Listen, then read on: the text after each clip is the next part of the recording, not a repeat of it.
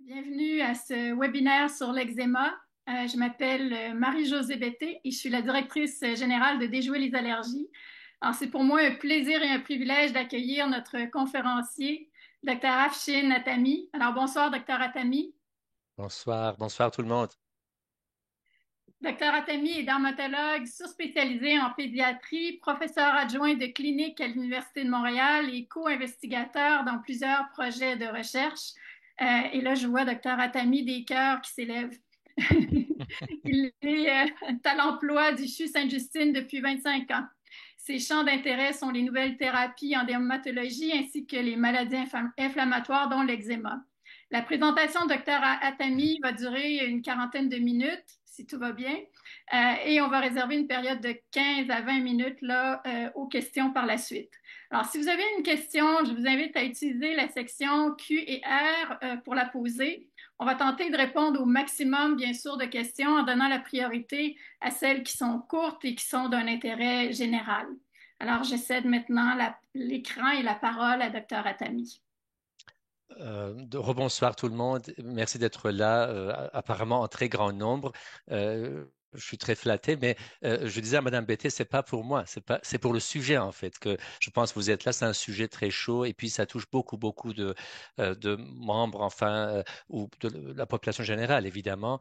Alors nous allons parler, démystifier un peu l'eczéma, mais sachez que chacun de ces items en fait qu'on va aborder ce soir concerne, si vous voulez, pour chaque, on pourrait consacrer des ateliers ou des heures de discussion et qu'en 40 minutes, on ne fera pas le tour de l'examen, évidemment. C'est juste donner un aperçu général de ce que vous connaissez en partie, parce que je pense certains d'entre vous, plusieurs d'entre vous, sont des parents d'enfants avec de l'eczéma. Donc, sans tarder, je vais essayer et puis partager mon écran avec vous. Et je pense que ça s'en vient. Donc, euh,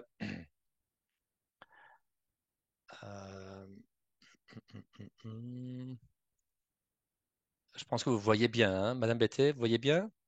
Oui, absolument. D'accord, ça c'est parfait. Je vais juste... Voilà, ça c'est excellent.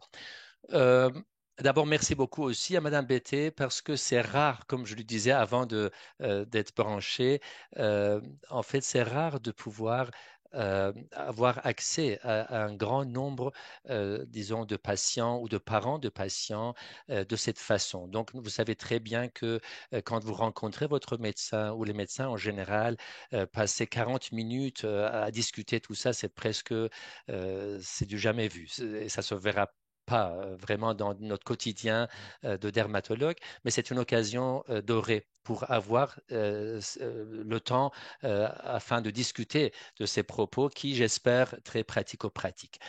Sans tarder, avançons. Oui, j'ai des conflits d'intérêts, évidemment, parce que surtout de par mes recherches, on fait beaucoup de recherches au CHU Sainte-Justine, subventionnées par les compagnies pharmaceutiques de nouvelles thérapies, entre autres, mais aussi je suis conférencier pour lesquels je reçois des honoraires. Pour ce soir, rassurez-vous, j'espère n'en avoir aucun, parce qu'on parle de généralité sur l'eczéma. Euh, les objectifs en fait pour ce soir, c'est de savoir reconnaître l'eczéma, si vous voulez, de façon générale, à travers beaucoup de photos qu'on va partager, et quelques mots sur le fardeau de la maladie qui n'est pas, qui peut être parfois très lourd, comme vous savez, connaître les axes thérapeutiques. Du traitement et aussi quelques astuces pratico-pratiques pour prendre en charge l'examen de votre enfant ou le vôtre si vous voulez, de façon quotidienne. Euh, alors, les photos que voici, c'est des photos auxquelles vous êtes peut-être habitués si vous êtes les parents d'un enfant eczémateux. Évidemment, j'ai mis ici un eczéma sévère. C'est pas un eczéma léger, loin de là, de par son intensité de couleur, comme vous savez, de par ses croûtes mielleuses qui démontrent, en fait, qui témoignent d'une surinfection très souvent. Et bah, j'ai choisi cette photo parmi des centaines d'autres dont on dispose parce que l'enfant, manifestement, n'est pas un enfant, l'enfant n'est pas n'est pas heureux, ne semble pas heureux, euh, puisque l'eczéma, comme vous le savez, le maître symptôme de l'eczéma, c'est la démangeaison, donc le prurite. Donc voici peut-être un exemple ici. Alors, d'autres exemples, peut-être du quotidien, l'eczéma est moins sévère évidemment, mais c'est pas pour autant sans dérangement, parce que même un eczéma qui paraît ici avec la rougeur de fond et puis quelques qu'on appelle papules, donc des petites surélévations de peau, des vésicules, des petites euh, clocheteaux très petites regroupées, souvent c'est très dérangeant à cause de la démangeaison, à cause du prurite. L'eczéma peut être la rougeur peut être intense ou peu intense, mais peut être diffus ou localisé. Il peut toucher essentiellement la région du visage ou quelles que soient les parties du corps. D'autres exemples encore, c'est des examens sévères que je montre ce soir, juste peut-être euh, pour partager notre quotidien. C'est pour moi, en fait, à Sainte-Justine, on ne voit pas d'examen léger. euh, alors qu'on sait que beaucoup des examens, autour de 80%, sont des examens légers, heureusement d'ailleurs. Mais le gros du problème de l'eczéma, c'est l'eczéma modéré et surtout l'eczéma sévère, dont voici quelques images ici. Donc sachez que quand on a ces rougeurs avec cette luisance, ce suintement, donc ou ces érosions qu'on voit ici sur la paupière, euh, c'est évidemment le témoin d'une surinfection. Très souvent, l'eczéma, de par cette rupture de la barrière cutanée, peut se surinfecter à cause de la présence des bactéries en surface.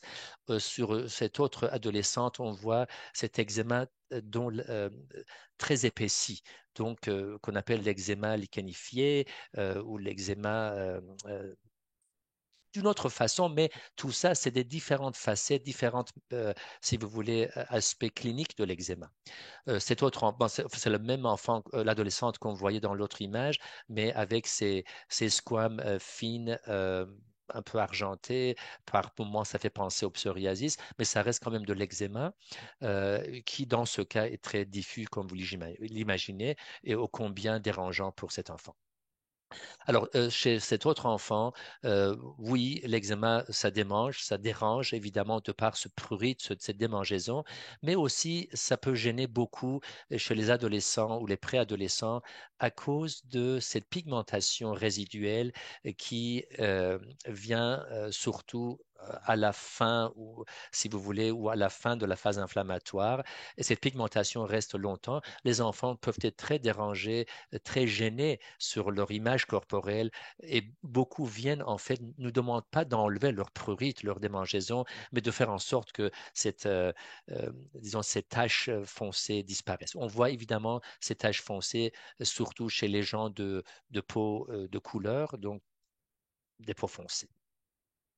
Alors, cet autre enfant, oui, encore, on reconnaît bien la plaque de l'eczéma, des squames, donc des squamations, des micro-fissures, je ne sais pas si c'est facile de voir sur cette photo-là, et des croûtes mielleuses ici, donc relativement bien circonscrites, mais autour de laquelle il y a cette rougeur prononcée qui pourrait évidemment témoigner de l'inflammation importante, mais aussi pourrait être signe d'une infection surajoutée, ce qui arrive, je dirais, assez régulièrement devant un examen modéré ou sévère, puisque l'enfant se gratte et enfonce les microbes sous ses ongles dans la couche superficielle de la peau.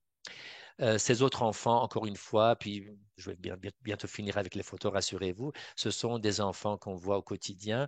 Alors ça, c'est image type, donc rougeur, desquamation, des témoins de grattage, excoriation qu'on appelle, plus accentuée ici au niveau du cou, au niveau des zones de pli et puis au niveau du visage. Cet autre enfant, de loin, la peau paraît normale, mais en fait, cette peau, bien que la rougeur soit peu intense, est un eczéma qui est très diffus.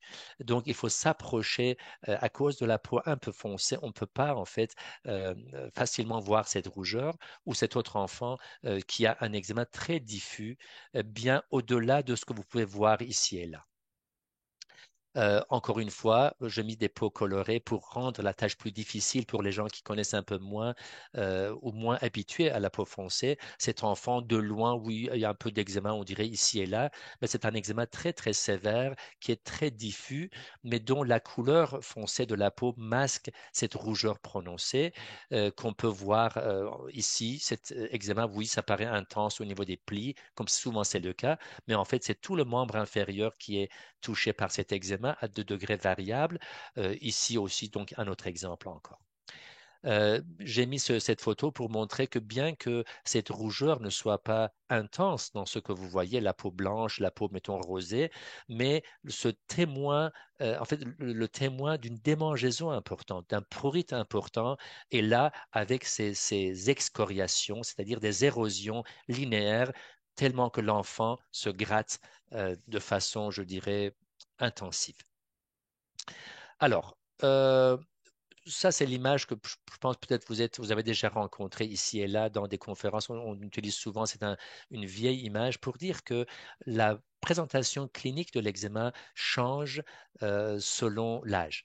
Donc, si vous êtes adulte, eczémateux ou bien un enfant âgé, adolescent, souvent, bien que, encore une fois, c'est pas toujours le cas. On peut avoir, mettons, un eczéma des mains quand on est un nourrisson, on peut avoir un eczéma généralisé du visage quand on est adolescent ou adulte.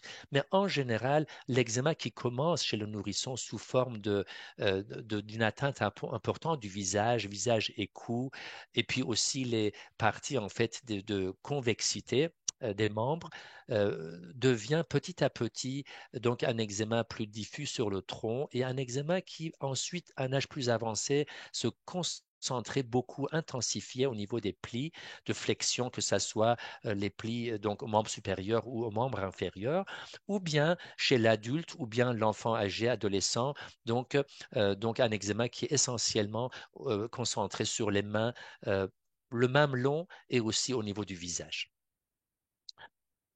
Euh, c'est une façon très imagée et puis très grossière. Évidemment, la peau est bien plus complexe que ça, mais la peau saine, en fait, c'est une peau étanche. C'est une peau dont les cellules, la cohésion des cellules est très grande, autant en profondeur qu'en surface. Et c'est comme un mur bien bâti, en quelque sorte, qui empêcherait, si vous voulez, les agents extérieurs, que ce soit les microbes, les virus ou que ce soit les antigènes de surface, les pollens, les acariens, euh, ou les poils ou des protéines d'animaux, je ne sais pas quoi, pénètrent en fait la surface cutanée, alors que chez la peau atopique ou la peau donc eczémateuse, ce mur est délabré. Ces murs n'est pas étanche, ces murs a plusieurs fissures d'importance variable, qui font en sorte que les, les agents de l'extérieur puissent pénétrer facilement et puis être à l'origine de perturbations inflammatoires immunitaires. Donc ici, on voit par exemple que premièrement, à cause de ces microfissures, dont l'image, donc la caricature, c'est le panier que vous voyez, va faire en sorte que l'eau peut s'évaporer, donc la peau s'assèche à cause d'une évaporation, mais aussi que les allergènes de surface passent la barrière et puissent sensibiliser en fait, si vous voulez, et puis être à l'origine d'une cascade inflammatoire qui peut être parfois très grande. Euh, Souvent, les patients nous demandent ben, comment mon enfant est sensibilisé, mettons, aux arachides, alors qu'il n'a jamais mangé des arachides parce que, mettons, étant très jeune, sachez que la peau pourrait être une porte d'entrée, en fait, je dirais une, oui, une très grande porte d'entrée en fait pour l'entrée des allergènes. Donc, un enfant peut être sensibilisé, oui, aux aliments, par exemple, si sa peau est très délabrée, de par ce transfert des protéines en fait allergéniques à travers la barrière cutanée. Euh, donc, les facteurs qui prédisposent en fait à l'atopie, vous le savez très bien, euh, avant tout, c'est les facteurs génétiques. Des facteurs génétiques qui tantôt sont des mutations dans la protéine, la filagrine, qui est la protéine de surface de la couche superficielle de la peau, qui fait que quand il y a cette mutation, ce défaut, si je puis dire, cela fait en sorte que la peau devient micro-fissurée. Et ces micro-fissures sont la porte d'entrée des allergènes de surface. mais aussi, de par la génétique, on a une réponse immunitaire inadéquate. Non pas un enfant eczémateux ou une personne eczémateuse n'est pas quelqu'un dont immunodéficient. Donc, l'immunité fonctionne très bien, mais excusez-moi, j'aurais dû éteindre des sons. Voilà. Euh, c'est donc n'est pas en fait immunodéficient, mais simplement quelqu'un dont l'immunité réagit différemment. C'est-à-dire que on peut, euh, alors que devant les pollens, devant quelqu'un qui n'est pas eczémateux, quand il reçoit des pollens sur sa peau, ou bien des acariens, ou bien euh, toutes sortes de virus ou de microbes sur sa peau. Donc, la peau, si vous voulez, peut tolérer la présence de ces allergènes de l'environnement. Chez un enfant atopique eczémateux, cette tolérance est très, je dirais, le seuil de tolérance est très bas. Donc, on peut réagir très fortement aux pollens de surface, alors qu'on devrait, si vous voulez, les tolérer et puis les accepter. L'autre facteur, en fait, qui prédispose, en fait, c'est l'environnement. Et l'environnement peut être, si vous voulez, très diversifié. On parle bien sûr l'environnement des pollens, disons des arbres ou des graminées ou je ne sais pas quoi, des animaux, mais aussi la pollution atmosphérique, mais aussi donc les acariens de surface euh, et aussi d'autres petits des facteurs antigéniques qu'on ne connaît pas encore très bien, qui font en sorte que, oui, on peut développer de l'eczéma. Beaucoup de mes patients, en fait, qui viennent de pays tropicaux ou bien d'autres, disons, si vous voulez compter, alors que dans leur pays natal, mettons leur pays tropical, n'ont pas d'eczéma quand ils arrivent au Canada, quand ils arrivent euh, à Montréal, bah, développent leur eczéma et les gens pensent que ça c'est à cause, mettons, si vous voulez, en tout cas, du stress que l'enfant vit de son immigration, je ne sais pas quoi, ce qui est en partie vrai. Mais c'est surtout parce que cette génétique qui était présente depuis la naissance, de par un environnement, disons, différent, cette génétique ne s'est pas exprimée. On parle beaucoup d'épigénétique, c'est-à-dire d'environnement du gène pour exprimer donc des conditions diverses ou pour exprimer la maladie.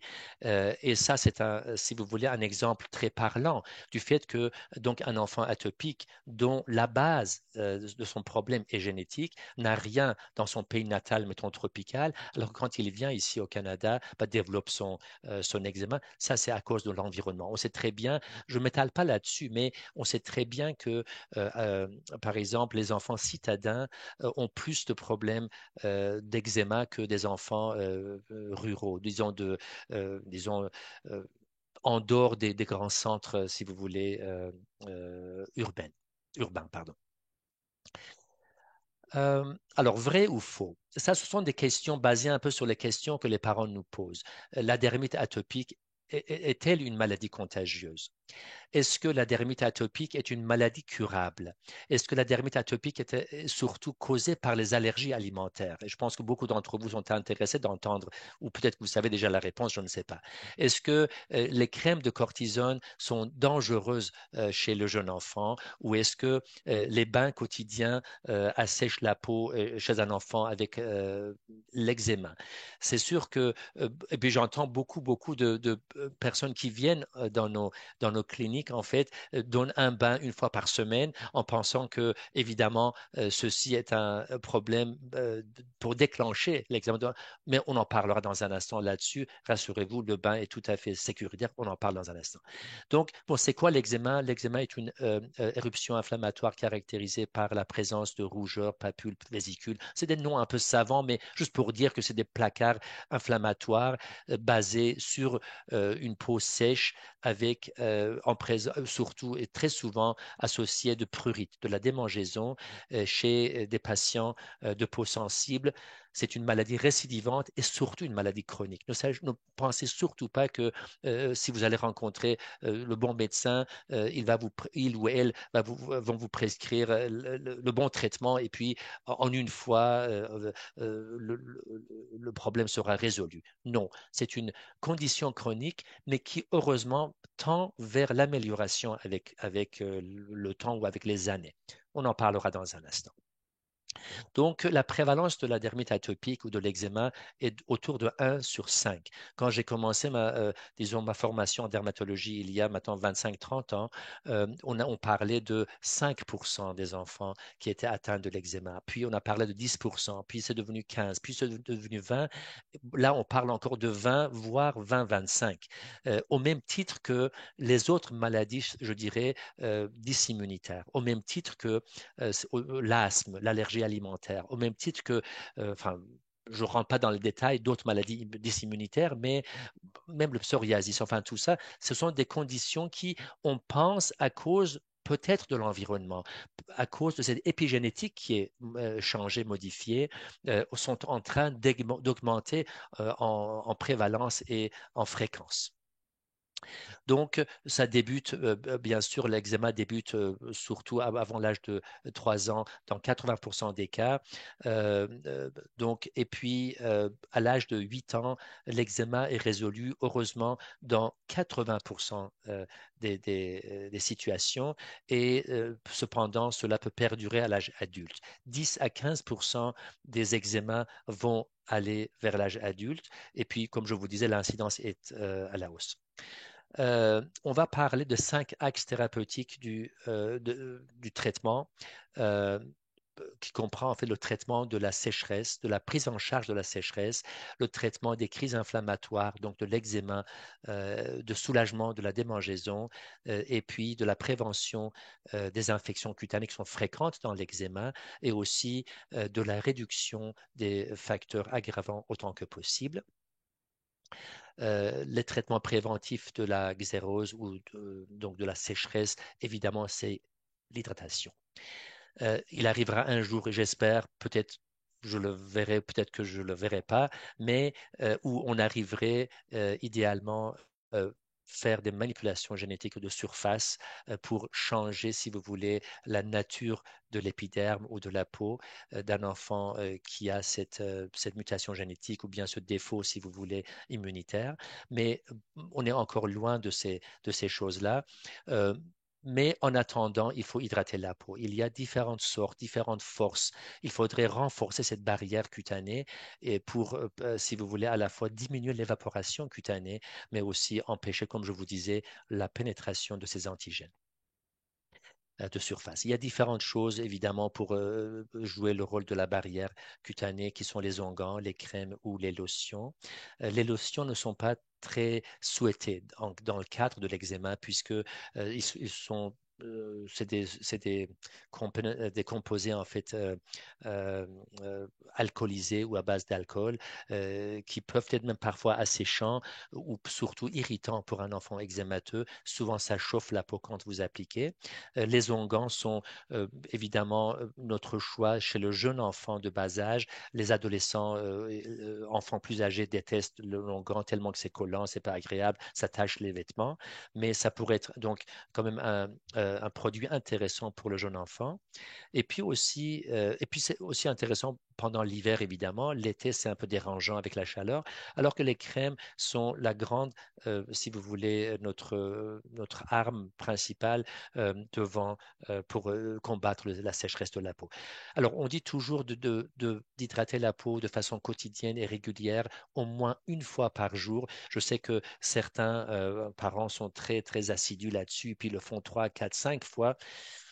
Si vous avez le temps, faites-le, mais la vie, vous savez, il y a bien d'autres choses à faire que crémer donc notre enfant. Il y a d'autres façons, d'autres mesures aussi thérapeutiques qui peuvent aider. Donc, une fois par jour, au moins 1 à 2 fois, ça pourrait être largement suffisant. Et puis, bien sûr, il y a différentes sortes d'hydratants, que ça soit, bon, j'ai mis quelques noms, mais j'en ai mis plusieurs si vous voulez. Ne croyez pas que plus l'hydratant est cher, mieux c'est. Il faudrait en fait l'adapter et prendre selon votre portefeuille, votre budget, selon la texture que vous aimez et surtout selon ce que l'enfant vous fait savoir. Donc, les enfants plus âgés, quand vous mettez de la crème, certaines crèmes, à cause de leurs ingrédients, peuvent chauffer la peau. Propylène glycol ou autre, parfois ça chauffe, parfois pas. Mais quand ça chauffe la peau, l'enfant, vous courez après pour l'attraper dans la maisonnée, pour mettre la crème. Donc, ne prenez pas cette crème. Même si c'est une bonne crème d'une bonne marque, bien connue et bien chère, non, ce n'est pas une question de prix. Prenez celle qui est en fait un compromis dans votre quotidien. Les traitements des crises, évidemment, c'est le traitement anti-inflammatoire basé sur le dermocorticoïde, là, donc la cortisone. Et puis, dépendamment de la force et la forme, il y a des multitudes de cortisones différentes. Je sais que certains d'entre vous, peut-être beaucoup d'entre vous, beaucoup de parents peuvent potentiellement être corticophobes, c'est-à-dire avoir une phobie de la cortisone, si vous voulez, mais ce n'est pas justifié. Rassurez-vous, tout dépend du choix. Donc, si vous mettez, mettons, pour un enfant, mettons, on met la crème qu'on devrait mettre pour un adulte, bah, évidemment, c'est déraisonné. Et puis, c'est un mauvais choix qui peuvent, oui, potentiellement être dangereux. Mais si le choix est bien fait, donc, depuis 30 ans à Sainte-Justine, sincèrement, je n'ai jamais vu un enfant dont la peau est amincie à cause des dermocorticoïdes qu'on donne chez l'enfant, évidemment. J'ai vu une seule fois, en fait, c'était la maman qui avait mal compris et puis mettait sa propre cortisone très forte sur son enfant. C'est vrai, ça répondait bien, mais à la longue, ça finit par amincir sa peau, mais c'était un mauvais choix. Donc, l'usage des cortisones, en fait, de courte durée, et puis le bon choix est tout à fait sécuritaire, je vous la garantis.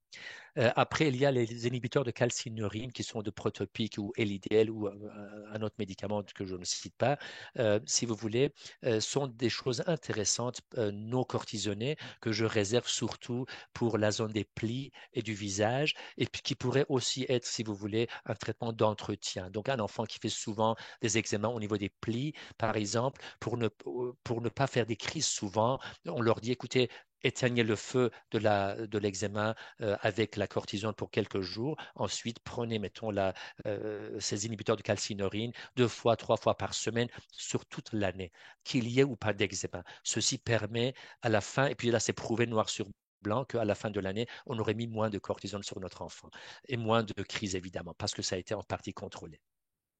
Je continue pour, voilà, ça c'est les différents, disons, noms, et parfois c'est assommant tellement qu'il y en a. Il faut connaître juste deux, trois produits. Et puis, même dans ma pratique de dermatologue, c'est rare que je dépasse 4-5 produits, mais deux, trois, c'est largement suffisant. Donc, une cortisone plus faible pour le visage, les plis, une autre un peu plus forte pour le corps, et puis c'est suffisant. Donc, j'ai mis ici, en fait, à votre disposition quelques noms, donc de noms génériques. Et puis, mais sachez qu'il y en a bien d'autres. Non pas que votre médecin qui a choisi un autre nom qui ne figure pas là-dessus, c'est un mauvais, mettons, mauvais médecin ou mauvais choix. Non.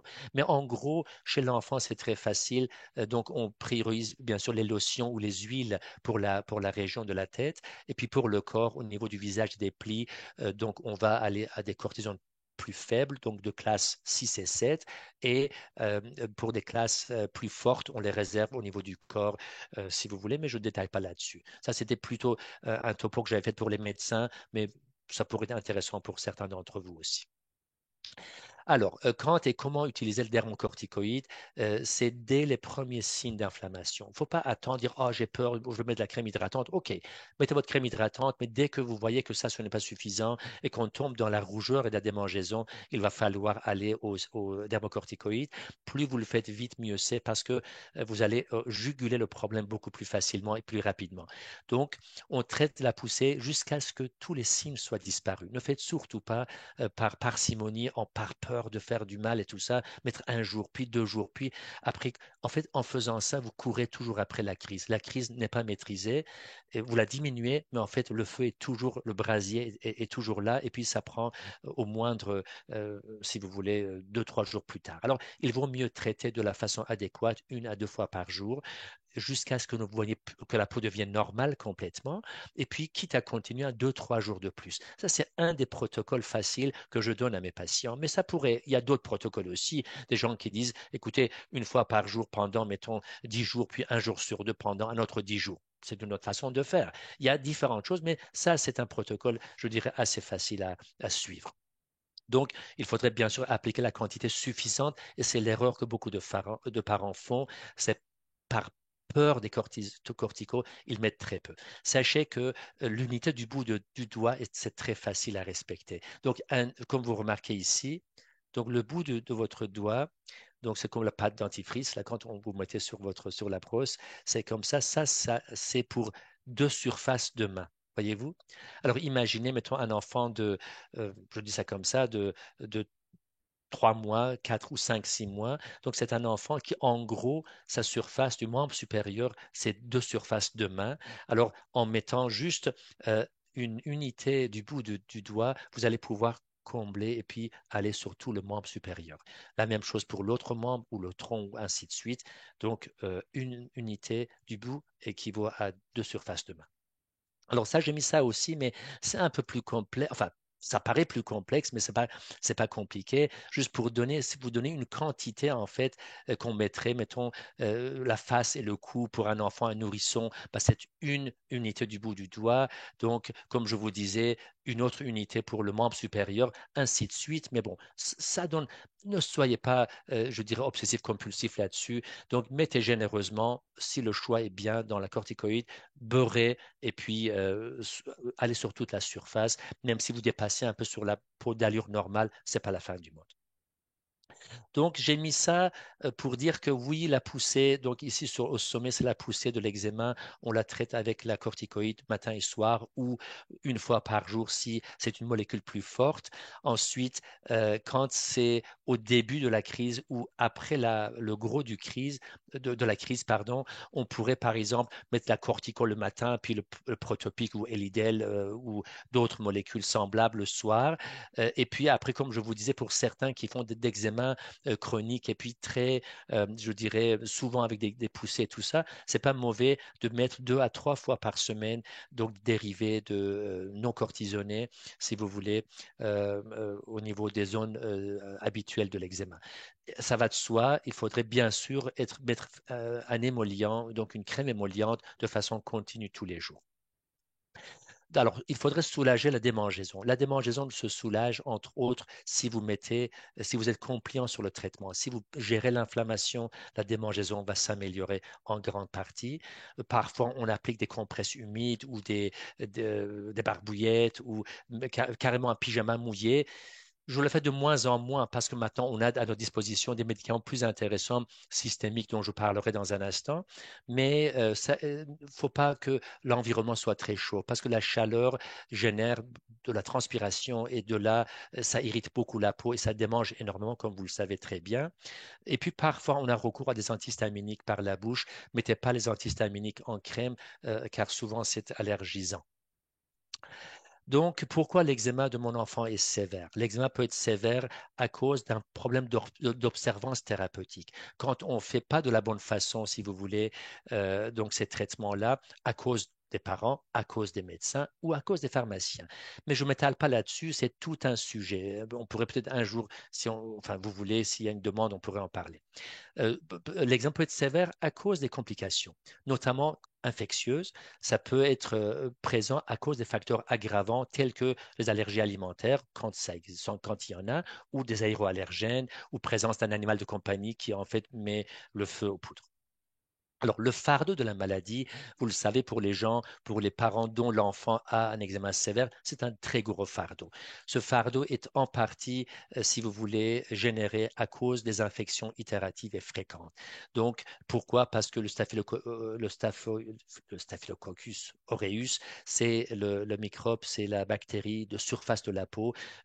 95, voire 100% des enfants eczémateux sont colonisés par cette microbe.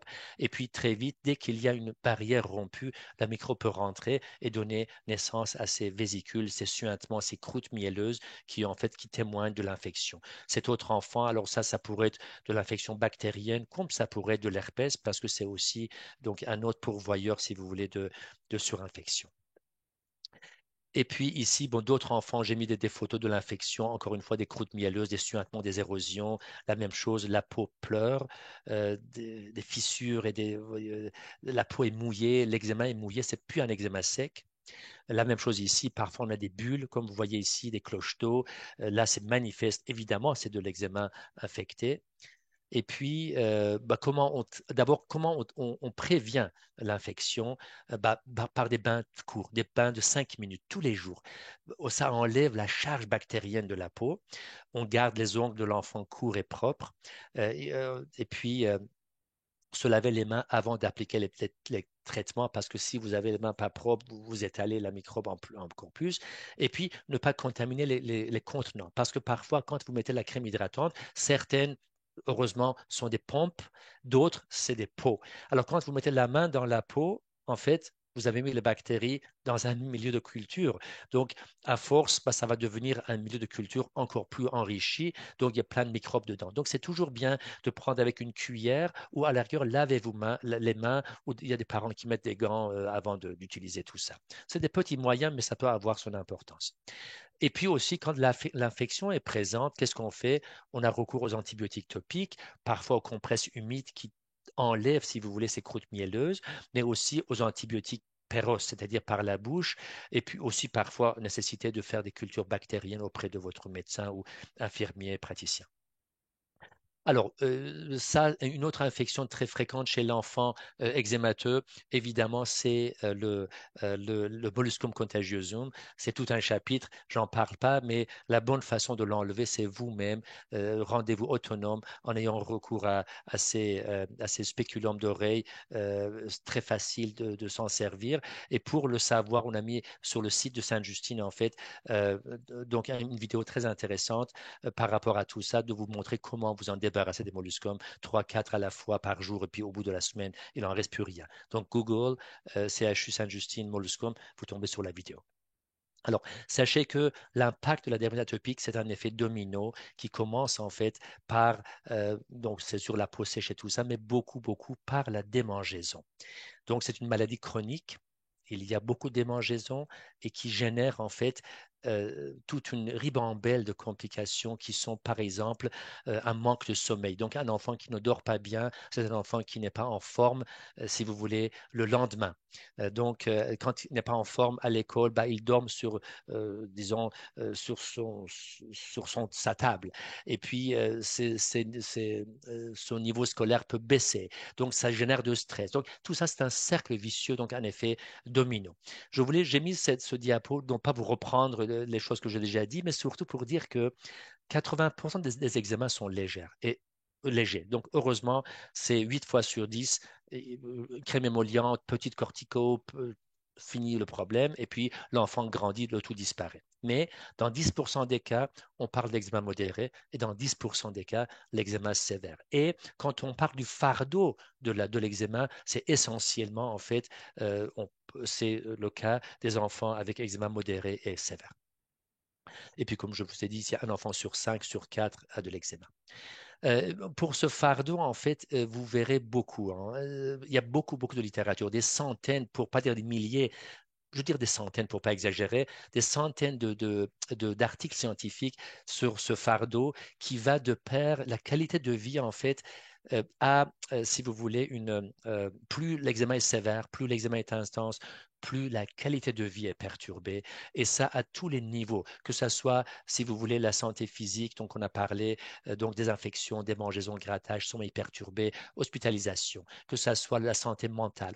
On sait très bien qu'il y a un taux plus élevé d'enfants irritables, d'enfants qui pleurent, anxiété plus importante, dépression, TDAH chez l'enfant eczémateux, plus important encore. Et puis, on parle bien sûr quand c'est l'eczéma sévère et modéré, hein, l'eczéma léger, n'attendez pas à ça. Ou bien aussi que les enfants qui font du sport, là, ô combien gênés à cause de la transpiration, puis ainsi de suite. Et puis l'altération sociale, le problème de ce problème fonctionnel qui peut être majeur. Donc l'enfant peut être intimidé à l'école, vous le savez très bien. L'enfant peut avoir une image corporelle différente de lui-même. Donc il faudrait vraiment remédier à tout ça. Et puis heureusement maintenant, on peut le faire. Donc J'en ai parlé de ça. Donc, les comorbidités qui sont à côté de l'eczéma sont les choses que vous savez, c'est-à-dire la maladie, c'est une maladie en fait génétique qui peut concerner aussi, à côté de tout ce qu'on a mentionné, qui peut concerner en fait d'autres affections de type 2 qu'on appelle, c'est-à-dire euh, l'asthme, c'est-à-dire l'œsophagite éosinophilique, allergie alimentaire, c'est-à-dire donc rhinite allergique, qui ne sont pas forcément un continuum. Ça ne veut pas dire qu'un enfant eczémateux va faire sûrement allergie alimentaire, puis après il va faire l'asthme, puis après l'asthme va finir en rhinite allergique. Non, on ne sait pas pourquoi certaines vont faire cette trajectoire, alors que d'autres vont faire juste l'asthme ou vont faire juste l'eczéma ou juste l'allergie alimentaire. Mais parfois, on a la combinaison de ces quatre ou voire cinq avec l'œsophagite ensemble, en plus des polypes, si vous voulez, qui peuvent être parfois très grandes. Donc là, je parle de trajectoire de la maladie et puis le risque plus élevé, évidemment, euh, ce risque est plus élevé, si vous voulez, de continuer avec un eczéma sévère et puis avec les je dirais, morbidités, plus l'enfant a un eczéma sévère jeune, plus il y a une histoire familiale qui est corsée et plus l'eczéma atopique est sévère. Alors, heureusement, on a une solution pour ça. Puis, si j'ai quelques minutes, si je me permets en fait de prendre quelques minutes sur vos questions pour aller parler de ces solutions, parce que je ne veux pas vous laisser sans solution. Donc, tout ça, j'en ai parlé de ça, donc je ne dis pas davantage sur l'impact que cela peut avoir sur la vie de l'enfant. Et puis, vous qui êtes intéressé par les allergies alimentaires, ne pensez surtout pas que l'eczéma veut dire allergie alimentaire. Beaucoup de parents, à tort, et même des médecins, en fait, nous réfèrent des enfants à la fois en dermatologie, en même temps en allergie, alors que ce n'est pas justifié. On pense à l'allergie alimentaire surtout si l'enfant est âgé de moins de 3 ans. On pense à l'allergie alimentaire si l'enfant a un contexte de troubles digestifs, de régurgitation, de diarrhée ou du sang dans les selles, du retard staturo-pondéral, un enfant qui ne grossit pas bien. Donc, un enfant qui fait de l'urticaire. Dès que le lait coule ici, bah, les rougeurs, l'enflure s'installe. Donc, quand l'eczéma est très important, diffus, récidivant, dès qu'on arrête les crèmes de cortico, de nouveau l'eczéma flambe. Ça, c'est un signe, si vous voulez, donc ça met la puce à l'oreille par rapport à cela. Et puis, quand le prurite est très intense et quand les rougeurs sont très prononcées, c'est là, et ça, cet enfant-là, c'est un de mes patients que j'ai vu à l'urgence, et il était très allergique au lait. Mais c'est pas, voyez-vous, l'eczéma n'est pas juste un petit eczéma, c'est de tête aux pieds. C'est ça, en général, les enfants eczémateux avec allergie alimentaire. Donc, les considérations pratiques face à l'eczéma. Et puis, euh, oui, ça, c'est du blabla. Donc, j'en parle pas. Vous allez avoir l'occasion de, une fois à tête reposée, regarder ces slides par la suite à votre disposition. Mais je voulais parler de quelques erreurs fréquentes, puis après du traitement, puis je finis là. Donc, on pense que la cortisone amincit la peau. Oui, quand le choix est mal fait, quand c'est une corticoïde qui est puissante, alors que l'enfant bah, ne mérite pas ça. Pensez que le pourcentage écrit sur le tube de votre crème de cortico est témoigne, si vous voulez, de la force de la cortico. C'est absolument pas vrai. Donc, une cortico, le HC, mettons 2,5%, il est 100 fois, si vous voulez, moins fort que, mettons, la bêta-méthasone 0,05, par exemple. Donc, une prescription inadéquate. Très souvent, en fait, quand on ne connaît pas très bien notre domaine ou le médecin n'est pas à l'aise avec, bah, fait des mauvaises prescriptions parce que la quantité n'est pas suffisante, parce que au lieu de mettre la crème, il met la lotion, ainsi de suite. Donc, on pourrait faire des erreurs comme ça. Et puis, pensez que la plupart des eczémas de l'enfant sont en lien avec les allergies alimentaires. Ça, c'est une erreur monumentale. Ou le contraire, pensez que l'eczéma atopique n'a aucun lien avec l'allergie alimentaire. C'est une autre erreur aussi que certains médecins ou parents peuvent faire. Donc, mythe ou réalité, les dermocorticoïdes décolorent la peau.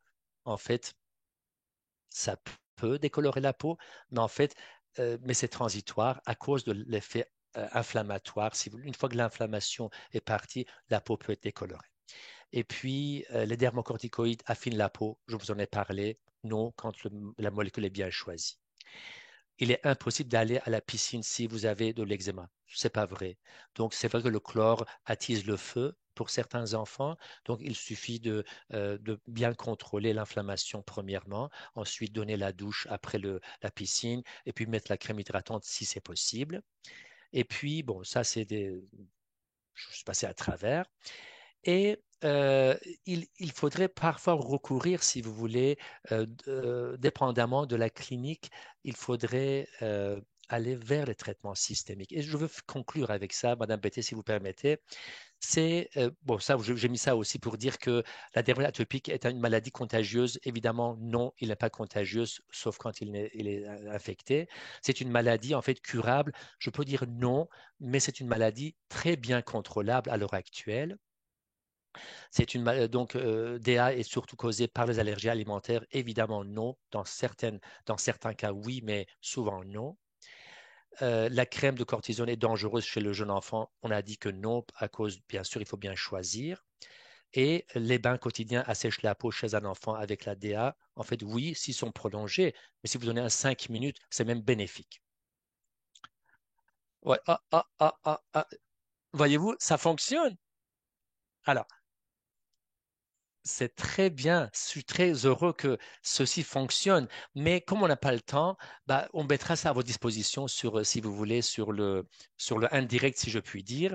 Mais c'était juste pour dire qu'on a à l'heure actuelle, je finis là-dessus, pour dire qu'on a à l'heure actuelle des médicaments ô combien puissants, ô combien efficaces et sécuritaires, que ça soit, alors cet enfant que vous voyez, dont la main était comme ça, c'était un de mes patients très sévèrement atteint. Donc, c'était le cas de Sarah qu'on a vu précédemment, mais j'en parle pas par manque de temps. Mais, ouais, et puis un enfant qui passait une demi-heure tous les matins à mettre des pansements sur les fissures de son doigt, et c'était vraiment, il a vécu l'enfer hein, avant ces traitements. Donc, les crèmes sur, rien ne fonctionnait. Et peu après, ces traitements systémiques, regardez la main qu'il avait. Dans les 2 mois qui ont suivi, même dans la semaine qui a suivi, on a commencé à voir l'efficacité d'une peau complètement normale. Donc, on a maintenant ce pouvoir, heureusement, Dieu merci, ceci est à notre portée. Ou cet autre enfant, donc, euh, enfin, je cite pas de nom, mais un enfant très très sympathique qui avait, ça c'était son vécu, son quotidien pendant des années, jusqu'à ce qu'on ait accès à ces médicaments systémiques que j'ai fait à l'époque hors indication. Et dans le mois qui a suivi, cet enfant qui était comme ça est devenu comme ce que vous voyez en fait sur la photo à côté. Donc, et ça, c'était bon, sa jambe. Alors, juste pour dire que on n'a pas une seule molécule, mais plusieurs molécules. Et puis, à chaque 6 mois, il y a une nouvelle molécule systémique qui rentre, qui embarque dans le décor. Et puis, ce sont des médicaments soit topiques. On aura très bientôt accès à ces médicaments topiques au Canada, euh, donc sous forme de crème, si vous voulez, et des médicaments systémiques, soit par piqûre, soit si vous voulez, en pilule super efficace. Vraiment, je suis très content d'avoir vécu, si vous voulez, cette transformation. Et puis, j'avais mis quelques divers, mais comme on n'a pas le temps pour vos questions, donc je ne vais pas m'étaler là-dessus. C'était juste pour parler de comment on fait avec l'histoire de quand on met le protopique ou l'idéal ça chauffe, comment on pourrait contrecarrer ça. Mais c'est écrit noir sur blanc, reportez-vous à ça prochainement. Ou le bain d'eau de Javel, est-ce que c'est nécessaire ou pas? Bon, parfois, oui, parfois pas. Mais j'avais mis quelques mots et quelques articles pour vous attirer là-dessus, votre attention. Et puis les traitements alternatifs, juste pour dire que ces traitements-là, en fait, moi, personnellement, je n'ai rien contre. Donc, si quelqu'un veut essayer des choses, je ne me suis pas bloqué en disant non, c'est impossible, il ne faut pas faire ça. Je dis, OK, allez faire votre expérience. Et puis, revenez me voir si jamais ça ne fonctionne pas. Mais on a des données à l'heure actuelle. Enfin, on a peu de données, en fait, à vrai dire. Mais les quelques données pour dire que, par exemple, la phytothérapie chinoise bah, n'a pas suffisamment de preuves pour être recommandée, que, par exemple, les suppléments alimentaires on ne pense pas que ça soit bénéfique, que les probiotiques pourraient être une avenue intéressante, mais dont on n'a pas encore mis vraiment le doigt dessus pour les bons probiotiques. Donc, on ne sait pas recommandé de façon formelle pour, mettons, les femmes enceintes ou pour les mères allaitantes, si vous voulez, alors que oui, les traitements émollients peuvent être très intéressants dès le départ, avant même que l'eczéma soit, si vous voulez, installé sur la peau. Le mot de fin, c'était en fait la petite conclusion. Donc, sous-estimer l'impact négatif, dévastateur de la dermite atopique sévère. Donc, ne pas sous-estimer parce qu'en fait, si vous traitez l'enfant correctement, vous allez changer la trajectoire d'une vie. Donc, mais je ne m'étale pas là-dessus, c'est toute une discussion. Donc, perpétuer la routine, donc se croire devant l'impasse thérapeutique, autant quand on est médecin que parent. Et puis, ça, c'est une erreur, évidemment. Méfiance exagérée face à la sécurité des traitements dans la dermite atopique et le fait que l'eczéma est causé par les allergies alimentaires, évidemment, c'est une erreur. Donc ça, c'était juste donc un wrap-up, enfin un mot final là-dessus. Je vous remercie de votre attention et si vous voulez, maintenant, c'est place aux questions. Alors, merci beaucoup, docteur Tami. Je vais vous laisser cesser le partage de votre Parfait. Donc, point. voilà. Excellent. Merci, merci bien. Alors, écoutez, merci pour cette présentation. J'ai l'impression qu'il y a certains messages qui ont avantage à se rendre jusqu'à certains médecins généralistes. Vous avez défait certains mythes, là, entre autres celui de la peau amincie à cause de la cortisone. C'est quelque chose qu'on continue de nous dire. Le lien aussi entre l'eczéma et les allergies alimentaires, c'est pas toujours très clair. Et le fait que l'eczéma soit pas une maladie contagieuse, euh, malheureusement, puis il y a beaucoup de jeunes enfants, je pense, qui vivent encore ça.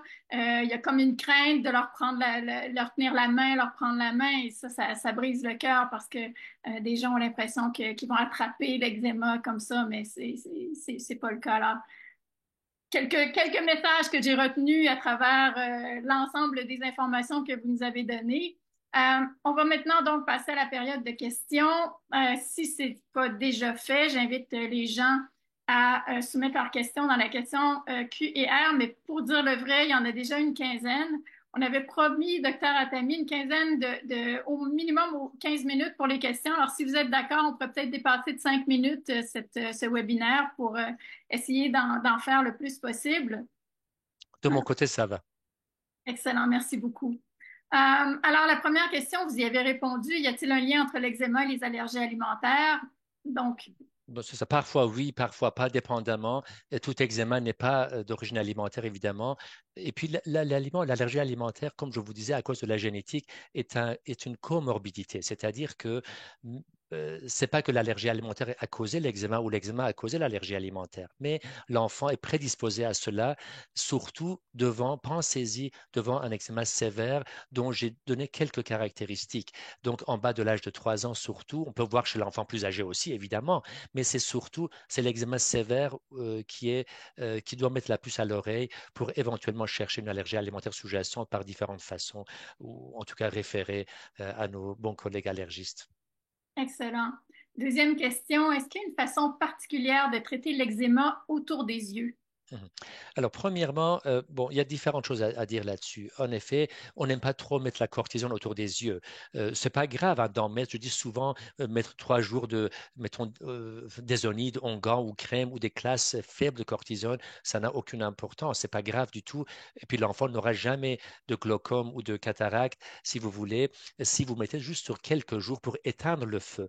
Mais dans ma pratique ou de façon, si vous voulez recommandable, c'est de ne pas mettre des dermocorticoïdes prolongés autour des yeux par crainte de ces complications. Donc, après quelques jours, après avoir éteint le feu, je mets, si vous voulez, une molécule non cortisonnée d'inhibiteur de calcinurine, que ce soit Elidel ou Protopic. Donc, parfois, quand vous mettez le Protopic Elidel sur une peau qui est très délabrée, très eczémateuse, la peau peut chauffer beaucoup. Alors, l'enfant, imaginez, vous mettez une fois, ça chauffe, il ne voudrait plus jamais entendre parler de la crème en question. Donc, éteignez le feu avec la cortisone pour 3 jours et puis ensuite embarquez sur votre Protopic ou Elidel si vous voulez, pour avoir aussi longtemps que vous voulez. On a des données maintenant sérieuses, intéressantes sur le fait que Elidel Protopic ne vont pas faire du mal, si vous voulez, ne causent pas de soucis pour l'œil. Aussi, les écrans solaires. Souvent, quand on met l'écran solaire sur le visage d'un enfant, surtout un enfant eczémateux, et surtout autour des yeux, l'écran solaire, ça chauffe. Alors, je vous enfin, je recommande de mettre par exemple une baume à lèvres écran qu'on met sur les lèvres à mettre autour des yeux. Ça permet de ne pas, en fait, souvent ça chauffe pas à ce moment-là. Et puis aussi avoir recours à des moyens, si vous voulez, mécaniques, donc un port de chapeau, de casquette ou avec rebord pour éviter, si vous voulez, donc l'exposition, parce que c'est important aussi chez l'enfant, surtout de couleur claire. Euh, c'est une façon de faire. Et puis aussi, parfois, j'ai recours pour les enfants qui ont beaucoup d'eczéma autour des yeux. Je pense beaucoup aux aéroallergènes. C'est-à-dire, c'est là où j'interviens avec les antihistaminiques par la bouche de nouvelle génération. J'aime pas la Tarax, l'hydroxyzine, j'aime pas le Benadryl, même si c'est encore très couramment utilisé. Pourquoi? Parce que ceci, bien que l'enfant puisse dormir avec ces médicaments-là, mais c'est un mauvais sommeil. C'est un sommeil où le sommeil paradoxal va être anéanti ou diminué, et ça, c'est pas réparateur, en fait, même si l'enfant a dormi 12 heures. Donc, je conseille, enfin, je suggère d'aller plus vers des antihistaminiques de nouvelle génération, que ça soit, peu importe les noms, vous les connaissez, Reactine, Claritine, Aerius, Rupatidine, tout ça. Donc, ça, c'est intéressant, beaucoup plus que les anciennes générations. Et puis aussi, dernière chose, c'est que oui, on pourrait avoir recours à des antihistaminiques en gouttes aussi quand l'eczéma est ça crée beaucoup de démangeaisons au niveau des yeux, surtout pour les enfants allergiques avec l'aéroallergène, allergiques au pollen, par exemple, à cette période de l'année qui est le printemps ou début d'été. Excellent. Alors, une participante mentionne que son bébé a une allergie alimentaire, l'arachide, et il fait beaucoup d'eczéma. Donc, vous avez mentionné que ça peut passer à travers, l'allergène peut passer à travers la peau. À ce moment-là, est-ce qu'il vaudrait mieux ne pas consommer d'arachide dans sa présence? Elle signale Oui. que son allergologue lui a dit qu'il n'y avait pas de problème, mais Hum, elle en doute. hum, hum. Alors, les allergistes sont mes amis, donc je ne veux pas les mettre, disons, contre moi. Non, en fait, vous avez raison et vous avez tort en même temps. C'est-à-dire que ou le médecin a raison sans doute parce que tout dépend du degré d'allergie de votre enfant. Donc, si jamais, donc c'est une allergie très sévère, on sait très bien que même les contacts en fait minimes pourraient, si vous voulez, avoir des conséquences. Alors que très souvent, et vous le savez très bien, euh, dépendamment du niveau de l'allergène ou d'allergie de votre enfant, on ne veut pas non plus que l'enfant n'ait absolument aucun contact. Pourquoi? Parce que, et vous le savez très bien, peut-être mieux que moi, que si un enfant, on pense, on subodore que mon enfant est allergique à telle chose, ou bien même avec des tests, on l'a prouvé, si vous mettez zéro contact, qu'est-ce qui se passe? Cet enfant, si un jour il est exposé accidentellement à cette protéine qui est arachide dans votre cas ou autre chose, c'est là qu'il pourrait faire sa crise anaphylactique. Donc peut-être que votre médecin qui avait trouvé que l'allergie de votre enfant n'est pas sévérissime, donc voulait en fait vous exposer de plus en plus. Et puis peut-être, comme vous le savez très bien, après on va faire des challenges, après on va introduire des petites quantités, tout ça, pour habituer donc votre enfant. On sait très bien que les enfants qui sont exposés malgré leur allergie ont plus de chances de défaire de leur allergie que quelqu'un qui n'a absolument zéro, si vous voulez, éviction. En fait, une grosse éviction. Mais là, je passe sur le terrain de nos allergistes et puis ne pas donner peut-être des messages contradictoires, mais je suis plutôt d'accord avec votre médecin allergiste qui vous a conseillé comme ça. Il ne faut pas penser que en fait, essayez de tous réparer la peau de votre enfant avec les bons traitements, que ça soit topique ou systémique, pour pas laisser la porte ouverte aux allergènes diverses, incluant l'arachide. Est-ce qu'on doit s'inquiéter de plaques eczémateuses qui semblent inflammées, chaudes au toucher, mais sans brillance? En fait, non, parce que vous savez, l'inflammation en soi ça veut dire quoi l'inflammation? Ça veut dire rougeur, enflure, chaleur. Parce qu'il y a plus de vaisseaux. Ça ne veut pas dire que tout eczéma rouge est un eczéma infecté, sûrement pas. Mais quand l'eczéma est rouge, un peu enflé, et surtout quand ça suinte et que la peau est érodée, des érosions en surface, presque certainement, il y a de l'infection. Mais juste une peau rouge ou un eczéma rouge un peu enflé, ou non, ça peut être de l'infection ou un début d'infection, ça peut ne pas être de l'infection. D'accord. Comment peut-on reconnaître le psoriasis par rapport à l'eczéma? Alors, par manque de temps, je n'ai pas parlé si vous voulez, des diagnostics différentiels, Mhm. c'est-à-dire que des choses qui peuvent ressembler à de l'eczéma. Euh, le psoriasis est une des maladies inflammatoires qui est très fréquente chez l'enfant, évidemment, mais qui a des caractéristiques différentes. En fait, il y a des formes de psoriasis typiques ou- auquel cas c'est très différent de l'eczéma. Ce sont des plaques très bien circonscrites, épaisses. Il y a donc une surface, donc le fond est très rouge, mais la surface est très blanche, je dirais, des squames nacrés, tout ça, mais très circonscrite dans des localisations bien particulières, différent de l'eczéma typique. Mais vous savez, la vie, c'est la vie. C'est-à-dire que on peut avoir un mélange, donc un enfant qui a les deux. Donc un enfant qui, par moment, on dirait que c'est du psoriasis, par moment, c'est de l'eczéma. Donc c'est pas toujours facile. Il faut là des yeux plus habitués. Nous, puisqu'on envoie, je sais pas moi, 30 patients par jour, dont sans exagérer, peut-être 12 à 15 sont eczémateux. Donc, à force des années, on peut plus facilement dépister l'eczéma de. Mais sachez que dans leur forme typique, les deux maladies sont très, je dirais, facilement distinguables, si je puis dire.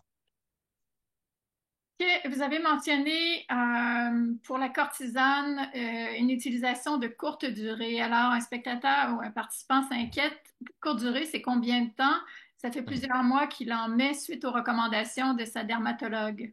Oui, alors si c'était parfois on n'a pas le choix autre, c'est-à-dire si l'enfant a un eczéma sévère mettons modéré, euh, dans ma pratique, c'est sûr que je ne mettrai pas des crèmes enfin, pendant des années ou des mois durant. Donc, mais si le choix du médicament est bien fait, c'est-à-dire que ce n'est pas une dermocorticoïde puissante, mais plutôt faible ou faible à modérée, c'est pas grave de dépasser en fait euh, plusieurs semaines. Donc, je dis souvent à mes patients, à l'époque où on n'avait pas accès, avait accès aux médicaments systémiques, donc on n'avait que les corticoïdes pour éteindre le feu. Je disais, OK, allez-y, euh, faites, si vous voulez, une semaine, 2 semaines, 3 semaines, mais au moins dans un mois, faites un petit fenêtre de quelques jours sans cortisone. Non pas parce que j'ai peur, encore une fois, de l'amincissement cutané ou l'absorption qui va perturber, donc si vous voulez, les glandes hormonales, tout ça, mais plutôt parce que l'enfant va s'habituer. Et une fois la peau s'habitue à telle molécule, il ne répond plus comme il devrait. Alors je dis toujours, dans un mois, OK, allez à 3 semaines de traitement si vous n'avez pas le choix, et puis parce que l'enfant doit avoir une qualité de vie, mais au moins 5 jours, une semaine, mettez juste les crèmes hydratantes pour laisser la peau respirer en quelque sorte et pour ne pas s'habituer à la molécule en question. Donc c'est plutôt pour ça que je dis ça. Mais si votre enfant est maintenant dépendant de la cortisone et que ça fait des mois durant que tous les jours, vous mettez matin et soir, ou tous les jours des cortisones, peut-être qu'il est le temps de penser à autre chose. Maintenant qu'on a accès, les médicaments systémiques sécuritaires et super efficaces, on peut en prescrire à partir de l'âge de 6 mois, donc 6 mois. J'ai des patients maintenant de 6 mois, 7 mois, 10 mois qui sont sous traitement systémique. Ô combien intéressant parce que ça fond l'eczéma. Mais encore une fois, on les réserve aux eczémas sévères, pas à l'eczéma qui, oui, c'est vrai, c'est un peu embêtant, mais on peut juguler le problème avec les crèmes. Donc, euh, tout dépend du choix de la molécule que vous avez. Si ce n'est pas une, je dirais, très forte molécule, non, 3 semaines, un mois ou 2 mois, c'est pas la fin du monde. D'accord, j'ai un intérêt personnel dans la prochaine question. Comment prévenir les crises d'eczéma qui se manifestent chaque année au printemps avec l'arrivée du soleil et du pollen? Alors, c'est ça. Donc, parfois, l'eczéma est sévère pendant l'hiver à cause de la sécheresse. Parfois, c'est pendant l'été à cause de la transpiration et la chaleur. Mais parfois, ce sont les aéroallergènes, donc l'environnement, c'est-à-dire les pollens, les graminées ou autres, peuvent déposer sur la peau et être à l'origine de cette cascade inflammatoire qui est l'eczéma.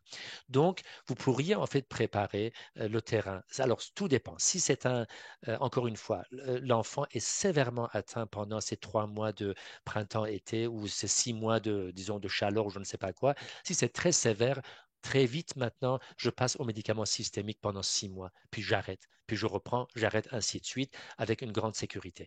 Mais si l'enfant fait de l'eczéma quand même gérable, si je puis dire, à ce moment-là, ben, je mise à la fois sur les antihistaminiques pour baisser le niveau donc, des symptômes, donc, avoir un effet antihistaminique permanent. Pas, en fait, l'erreur que les gens font aussi, c'est qu'ils courent après. C'est-à-dire que vous mettez l'enfant, ça se gratte, vous donnez un jour de, je sais pas moi, de tel antihistaminique de nouvelle génération. Puis après, vous arrêtez le lendemain.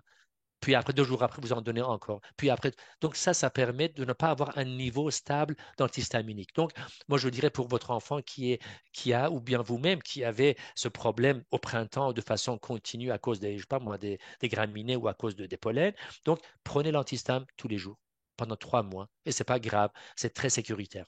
Donc, après, arrêtez. Donc, ça, c'est une chose.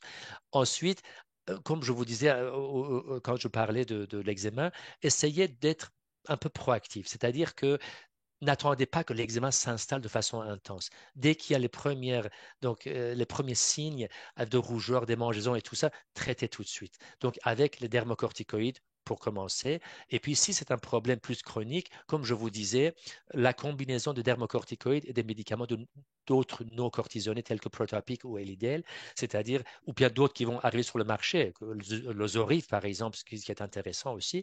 Donc, de faire, par exemple, 3 fois par semaine en continu pour les 3 mois de printemps à des endroits, des sites habituels, que ce soit le visage ou les plis, mais traiter les crises ponctuellement avec la cortisone. Ça pourrait être un bon choix, ça. Excellent, merci.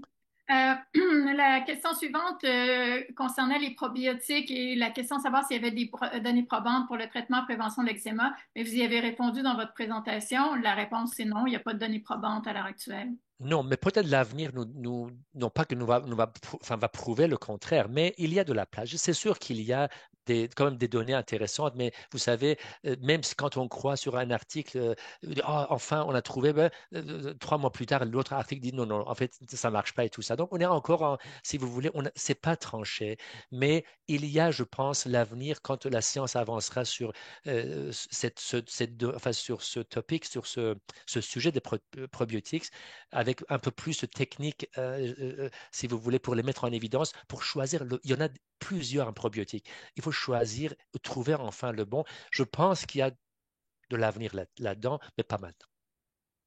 Je vais combiner deux questions. On se demande si un enfant qui fait de la désensibilisation alimentaire, ça peut faire augmenter son eczéma ou encore si c'est de la réintroduction alimentaire. Donc, désensibilisation, l'immunothérapie orale et Hmm, réintroduction tout à fait. alimentaire. Oui. Est-ce que ça, oui. Alors, ça, c'est une très bonne question. Puis, c'est quelqu'un, j'imagine, qui parle d'expérience. Donc, en fait, nos allergistes disent, enfin, pas tous, j'imagine, mais ceux que j'ai entendus disent non. Mais en fait, je veux dire oui. Beaucoup de nos patients, parce que c'est mon quotidien. Donc, on travaille heureusement avec de très bons allergistes à Sainte-Justine. Et puis, on a des patients en commun. Tous nos examens sévères, presque pas tous, mais la plupart ont de l'allergie alimentaire. Et beaucoup d'allergies alimentaires importantes ont de l'eczéma important. Donc, on les voit, on a des patients en commun. Et puis, on voit que quand les gens vont faire de challenge et puis commencent à introduire les aliments, euh, c'est là qu'on voit des petites poussées d'eczéma et c'est là que parfois on voit des grosses poussées d'eczéma. Donc moi, je le vois de façon, je dirais, quasi quotidien. Mais heureusement, encore une fois, ce qui a changé un peu la donne, c'est que de par l'arrivée de médicaments systémiques en pédiatrie, très vite, nos patients sévères, on les met sous médicaments systémiques, ce qui donne le champ libre à nos allergistes s'ils veulent réintroduire, s'ils veulent faire des challenges, ils le font plus vite, plus rapidement, avec plus grande sécurité. Excellent. Alors, je vais juste finir avec deux questions. J'espère que les gens ne nous détesteront pas, mais au fur et à mesure que vous répondez aux questions, de nouvelles questions s'ajoutent. Et pour dire le vrai, on pourrait rester ici probablement toute la nuit. Alors, l'avant-dernière question, est-ce que l'arrêt ou la diminution de la consommation de produits laitiers peut aider à diminuer l'eczéma? Et un peu dans le même sens, est-ce que de façon générale, des aliments, et là, quand on dit diminution de consommation de produits laitiers, il n'y a pas d'allergie alimentaire, là. Euh, Mhm, et de mhm. façon générale, est-ce que des aliments à éviter comme le lait, le blé, de nouveau en dehors d'allergies alimentaires pour améliorer l'eczéma? Alors, écoutez, il y a en fait beaucoup de littérature, beaucoup de discussions là-dessus. Euh, Personnellement, je pense à l'heure actuelle, non. Ce n'est pas nécessaire de faire des régimes d'éviction. Mais en fait, on ne sait pas trop. Je pense que la science n'a pas une réponse précise à votre question. Euh, Encore, on n'a pas assez de preuves pour l'instant pour dire ça. Ça, je peux le dire. Mais euh, on se demande pourquoi il y a autant d'eczéma, autant d'allergies alimentaires, autant d'asthme, autant de sclérose en plaques, autant d'arthrite, autant de vitiligo. Pourquoi toutes ces maladies immunitaires? En fait, non pas que c'est des problèmes. En fait, ça touche l'immunité. Pourquoi ces maladies-là sont en expansion et puis en flèche, en augmentation depuis ces 30 dernières années? On pense que l'épigénétique, encore une fois, donc l'environnement du gène, est pour beaucoup. Et cet environnement, c'est beaucoup de choses, notamment la pollution, l'air du temps, mais aussi les aliments qu'on mange, les aliments transformés, les perturbateurs endocriniens, les usages de ci, de je sais pas moi, dans nos, même dans les agents qu'on n'avale pas, mais au contact avec notre peau. Donc les shampoings, les savons, les ci, les ça, on ne vit pas comme il y a 30 ans, 50 ans ou 100 ans. Donc il y a mais tout ça, c'est des hypothèses, tout ça, c'est des, c'est des pistes de réflexion. Mais de là à dire maintenant que ah, moi je pense que c'est parce que le blé, maintenant, c'est pas comme le blé qu'on avait au temps de mes grands-parents, ça doit être ça. Peut-être que c'est vrai, mais sur quoi on se base pour dire ça? Peut-être que c'est pas vrai. Peut-être que c'est pas le blé, mais c'est, je ne sais pas, un autre aliment. Peut-être que c'est pas le lait, mais c'est l'eau, disons, de l'eau qu'on boit finalement. En fait, toutes ces choses-là, c'est les matières plastiques. On ne sait pas tout ça. Mais c'est certain que l'environnement est pour quelque chose. L'environnement inadéquat. Mais la science actuelle n'a pas pu encore mettre aujourd'hui le doigt sur le ou les facteurs responsables de ces choses-là. Je suis certain, dans 1 ou 2 décennies, on va le savoir. Mais pour l'instant, non. Je pense que c'est un peu trop exagéré de sanctionner, en fait, de nous sanctionner ou de nos enfants les sanctionner pour dire, moi, je pense que c'est le blé qui est responsable ou c'est le lait qui est... On n'a Hmm. pas de données pour ça. Hmm. Alors, la dernière question, ça me brise le cœur parce qu'il y a vraiment beaucoup de questions et qui sont même des questions qui sont touchantes, là, avec des gens qui sont vraiment très affectés par leur eczéma. Mais malheureusement, il va falloir conclure. La dernière question, c'est une participante qui mentionne que son allergologue lui a mentionné qu'il y avait des traitements de type vaccin donnés pour atténuer l'eczéma. Qu'est-ce que vous en pensez? Vaccin. Alors peut-être, enfin, en fait, peut-être que enfin, le vaccin, on comprend par vaccin la piqûre, oui, ça existe. Donc, c'est les injections dont j'utilise presque tous les jours maintenant.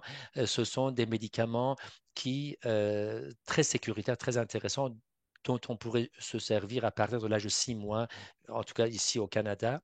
C'est peut-être pour ça. En fait, les gens, pour ne pas parler de piqûre à injection, parlent de vaccin. Mais pas le vaccin, à ma connaissance, c'est pas le vaccin dans le sens, disons, scientifique d'un vaccin. Ça, je ne connais pas. Mais peut-être que le médecin voulait parler, en fait, de cela. Et puis, si votre enfant a un eczéma sévère, sachez que ces traitements sont très intéressants parce que c'est en fait, ce n'est pas des vrais médicaments biologiques, mais c'est comme des médicaments biologiques qui vont rentrer dans le corps et puis aller dans la grande cascade de l'inflammation. Parce qu'avant d'arriver à l'eczéma, on passe par il y a différentes roues qui font tourner d'autres roues qui, à la fin, aboutissent sur l'eczéma. En fait, enfin, ce vaccin, entre guillemets, ou cette injection va mettre son doigt dans un des engrenages très, très ponctuel. Donc, c'est le IL-13, donc l'interleukine 13 ou 4 et 13 dans ce cas particulier. Donc, il y a des dizaines je dirais, de responsables, d'agents qui rentrent dans cette cascade, mais il y en a un qui est le principal sur le IL-13 et aussi plus ou moins IL-4. Donc, en bloquant l'expression de ces 2 interleukines ou de cette interleukine, en fait, on met de l'eau sur du feu et puis l'inflammation n'aboutit pas. Donc, on n'a pas d'eczéma. Alors, je pense que votre médecin allergologue, je pense qu'il voulait parler de ce médicament dont je ne cite pas de nom parce que on n'est pas là pour faire la promotion de tel ou tel produit. Mais sachez que maintenant, à l'heure actuelle, toutes ces choses-là existent. Et puis, l'eczéma sévère ne doit, disons, selon moi, ne doit plus exister, au moins dans les pays qui peuvent se permettre de payer ou avoir accès à ces médicaments. Alors, écoutez, docteur Atami, c'est pas la dernière fois qu'on parle d'eczéma, que ce soit dans nos webinaires ou que ce soit dans nos capsules éducatives. Il y a tellement de choses à dire. Merci énormément d'avoir partagé votre expertise avec nous. Merci pour vos précieux conseils. Je vois encore des cœurs qui s'envolent et je suis bien d'accord. Merci d'avoir donc aussi répondu à nos questions avec autant de générosité. Merci aux participantes, aux participants qui ont été à l'écoute au cours de la dernière heure et qui ont interagi avec leurs commentaires, leurs questions. J'espère que ce webinaire a répondu à vos besoins. Et je vous invite à nous faire part de vos commentaires en complétant le très court sondage qui va apparaître sur votre écran à la fin du webinaire, c'est-à-dire dans quelques secondes. Alors, bonsoir tout le monde. Encore une fois, merci infiniment, Dr. Atami. Merci à vous tous. Au revoir.